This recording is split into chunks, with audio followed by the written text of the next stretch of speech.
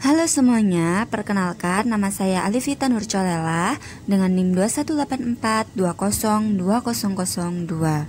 Kali ini kita akan mempelajari tentang sejarah, kedudukan, dan fungsi bahasa Indonesia.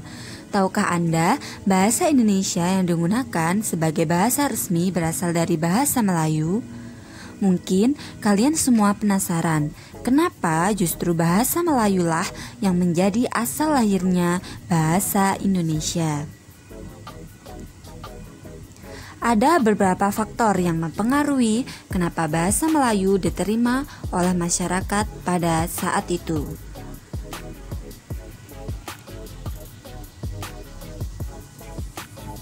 Faktor yang pertama yaitu bahasa Melayu ini sebagai lingua franca.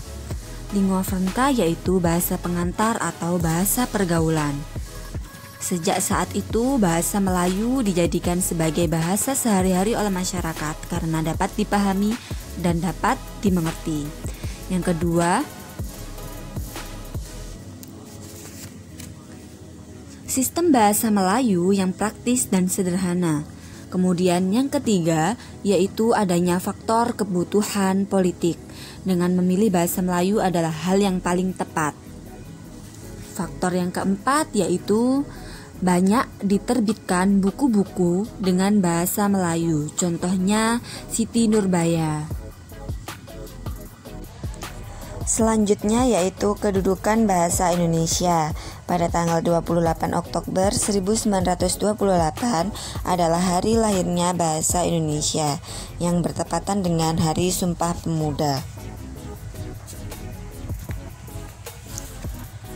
Kedudukan bahasa Indonesia dibagi menjadi dua. Yang pertama yaitu bahasa nasional.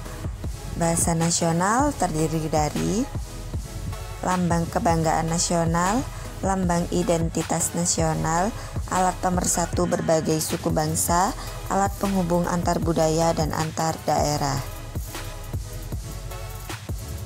Yang kedua yaitu bahasa negara. Bahasa negara terdiri dari bahasa resmi kenegaraan, bahasa pengantar dalam dunia pendidikan, alat pengembangan kebudayaan dan iptek. Lalu ada fungsi bahasa Indonesia. Fungsi bahasa Indonesia dibagi menjadi dua. Yang pertama yaitu ada fungsi bahasa secara umum.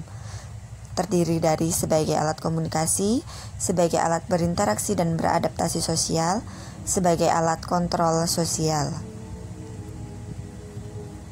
Fungsi bahasa secara khusus yaitu mengadakan hubungan dalam pergaulan sehari-hari, mewujudkan seni atau sastra, mempelajari bahasa kuno, dan mengeksploitasi iptek.